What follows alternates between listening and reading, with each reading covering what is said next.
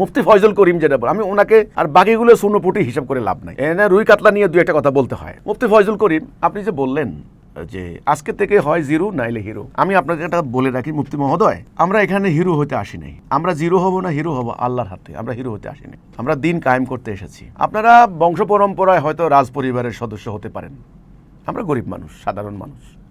আপনারা হয়তো রাজ পরিবার, না আমরা সাধারণ মানুষ। আমরা শুধু এটুকু বুঝছি, যেই দেশে কোরআনের আইন চলে না সে দেশে আমরা মুসলমান দাবি করতে পারি না, দাবিটা সত্য হয় না, এটা বুঝেছি। এক। দুই, মুসলমানরা ঐক্যবদ্ধ না হওয়া পর্যন্ত এই জাতীয় মায়ের আন্তর্জাতিক মায়ের এই অশান্তি থেকে বাঁচবে না। দুই। তিন, নবী সারা বছর জেহাদ করেছেন, আমাকেও জেহাদ করতে হবে, জান দিতে হবে, মাল দিতে হবে। মানুষের কাছ থেকে নাজ নেয়ামত দিয়ে পিরগিরি করিয়া জীবন চলবে না, এটা আমরা শিখেছি। ঠিক আছে, তারপরে কি শিখেছি? শিখেছি আল্লাহর দিন প্রতিষ্ঠার আন্দোলন করতে হবে। কোরআনে আল্লাহ বলছেন আনাকিমুদ্দিন, দিন কায়েম করো। বাস এই সিম্পল সত্যগুলি আমরা বুঝতে পেরেছি। বোঝার পর আমরা এই দেশের সাধারণ খেটে খাওয়া মানুষ যারা আছেন, শিক্ষিত অশিক্ষিত শ্রমজীবী মানুষ, সবাইকে নিয়ে আমরা একটা দিন কায়েমের আন্দোলন সামনের দিকে যাচ্ছি। আমরা আমাদের মতো ডাক দিচ্ছি যে আসো, তাওহীদের স্বীকৃতি দাও। আপনারা তো রাজনীতি করেন, রাজনীতি করতে গিয়ে আপনারা কখনো সরকারের পক্ষে কখনো বিপক্ষে।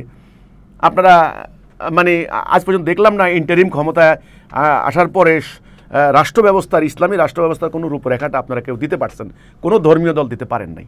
আলহামদুলিল্লাহ আমি দিয়েছি। আমাকে এত তিরস্কার করেন, এত অবজ্ঞা করেন, এত ছোট করেন, আমার বইটা পড়ে দেখেন ফয়জুল করিম সাহেব, একটু পড়ে দেখেন তৌহিদ ভিত্তিক রাষ্ট্র ব্যবস্থা রূপরেখাটা আমি দিয়েছি। আপনি আন্ডারলাইন করে দিবেন, লাল কালি দিয়ে দিবেন কোনটা কোনটা আমি ভুল করেছি। আপনি যে বললেন যে হয় জিরো হবে নাহলে হিরো হবে, আমরা হিরো হতে আসি নেই। আমরা জানি বিজয় আল্লাহর হাতে। আল্লাহ কোরআনে বলেছেন যে আমি ফাতহুন কারীব ওয়া বাশশিরিল মুমিনিন, আমি মোমেনদেরকে বিজয় দেব এবং নিকটতর বিজয়। মোমেনদের বিজয় দিবে কারা? যারা ঈমান আনবে এবং আমলে সলে করবে, যারা ঈমান আনবে এবং জানমাল দিয়ে জিহাদ করবে, এবং সেই জিহাদ হবে শুধুমাত্র আল্লাহর সন্তুষ্টির জন্য, ফি সাবিলিল্লাহ, আল্লাহর রেজামন্দি। দুনিয়াবে কোনো স্বার্থ থাকতে পারবে না। আপনাদের হলো ওই রাজনীতি। আপনারা আওয়ামী লীগের আমলে আপনি নির্বাচন করতে গেছেন, তখন ওই নাকের মধ্যে একটা আঘাত করছে, আপনি মানুষ সাংবাদিকদেরকে দেখাইয়া কান্নাকাটি শুরু করে দিলেন। হ্যাঁ, আমাদেরকে যে এই যে আঘাত করা হলো, আমরা তো কাউকে দেখাইয়া কান্নাকাটি করিনি। আমার বাড়িতে দুটো লোককে হত্যা করা হলো। আপনার অনেক কর্মী সোনাইমণির এই মামলার আসামি, তারা প্রত্যক্ষ পরোক্ষভাবে এই মামলা একেবারে সরাসরি জড়িত ছিল। তখন তৎকালীন আওয়ামী লীগের সঙ্গে হাত মিলাইয়া আপনারা ওই আওয়ামী লীগের উপজেলা মানে সভাপতি, তার সঙ্গে হাত মিলাই এই ঘটনাটা 16 সালে মানে আপনারা ঘটাইছেন। এটা আপনারা জানেন। একবার আপনি বললেন যে হিজবুত তৌহিদের চামড়া তুলে নেবেন। তো আমি এখানে এই মুফতি ফয়জুল করিম, আপনি যে আজকে নোয়াখালী যাইয়া এই যে কথা বলে আসলেন, এই কথাবার্তাগুলি আমি আপনার বাড়ির সামনে গিয়ে মানে ওই যে চরমোনাই এলাকায়, সেখানে গিয়ে আমাকে এই কথা বলার সুযোগ দিবেন আপনি? তখন আমি বুঝবো আপনি কতখানি আইন মান্যকারী, কতখানি আপনি মানে সত্যবাদী হবেন, কতখানি আপনি কথায় কথায় আপনারা ওমরের শাসন কায়েম করবেন, কতখানি তো বোঝা যাবে। আমি চ্যালেঞ্জ দিলাম। আমি একবার আপনার আজ থেকে 2-3 বছর আগে আপনার হলো শিল্পকলা একাডেমি বরিশালে, সেখানে আমার একটা কর্মী সম্মেলন ছিল। আপনার কর্মী ফেউগুলা কেমনে কেমনে খবর পাইছে, খবর পাইয়া সকালবেলা যায় আমার হল রুম না সামনে যায় মিছিল করা শুরু করছে। তখন কমিশনার সাহেব সংঘর্ষ এড়ানোর জন্য আমাদেরকে অনুরোধ করছেন, ভাই আপনারা এই সম্মেলনটা করেন না, আপনারা পরে করেন। আপনারা আমাদেরকে হল রুমের ভিতরে একটা সম্মেলন করতে দিলেন না। আপনারা মানবাধিকার প্রতিষ্ঠা করবেন, তাই না? আপনারা ন্যায় বিচার প্রতিষ্ঠা করবেন, এই তো? আপনারা ইসলামী রাষ্ট্র কায়েম করবেন, এই তো? শাসনতন্ত্র ইম্পসিবল, আল্লাহ আপনাদের সঙ্গে থাকবে না। আমি লিখে দিলাম, আল্লাহ আপনাদের সঙ্গে থাকবে না। যারা অন্যদের প্রতি সম্মান, ইজ্জত, ভক্তি জানে না, যারা অন্যের মানবাধিকার সম্পর্কে, তাদের সঙ্গে আল্লাহ থাকে না।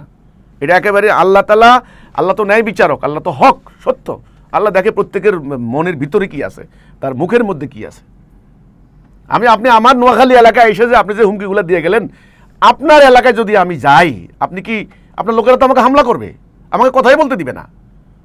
তাহলে এখন বুঝেন। হ্যাঁ, আপনারা বলবেন, আপনারা বলতে পারেন যে হিজবুত তৌহিদের কিছু করার নাই, তোমরা কিছু করতে পারতা না। এই ধরনের আন্ডার এস্টিমেট করেন না, ঠিক আছে? এই যে নরেন্দ্র মোদী ভারতের, ঠিক আছে, ওই বিচারক ওই পোলাফাইনকে কইছে ককরোচ, তেলাপোকা। এই তেলাপোকাদের হামলায় শেষ পর্যন্ত মানে শেষ হয়ে গেছে নরেন্দ্র মোদী। একেবারে এই দেখলাম এভাবে দাঁড়ায় রয়েছে কয়েকবার। আন্ডার এস্টিমেট করেন না মানুষদেরকে, ঠিক আছে? মানুষের ভিতরে অবদমিত ক্ষোভ যখন মানে প্রকাশিত হবে, তখন আপনারা কেউ পালাইতে পারবেন না। এ কথাটা আপনারা কি করে বললেন সংঘবদ্ধভাবে? আমার নোয়াখালীতে সেখানে আমি কাজ করতে পারবো না, আমি থাকতে পারবো না, আমাকে উচ্ছেদ করে দেওয়া হবে, আমাকে কবর দেওয়া হবে, ইত্যাদি ইত্যাদি। এই যে কথাগুলো বললেন, এগুলো কি আইনের কথা? এগুলো কি নিয়মের কথা? এগুলো কি বৈধ কথা? এগুলো কি আপনারা বলতে পারেন এদেশে? আপনারা বলছেন। কেন বলছেন জানেন? বলছেন সরকার আপনাদেরকে কিছু বলে না, আপনাদের লাগাম টেনে ধরে না, এবং শিক্ষিত লোকেরা আপনাদেরকে গোনার ধরে না, আপনাদেরকে ধরে রাখছে আপনারা এগুলি বলবেন না, এগুলি বলেন আপনারা। এগুলো ভিত্তিহীন কথা, হুমকি কথা আপনারা বলে যান মানুষকে।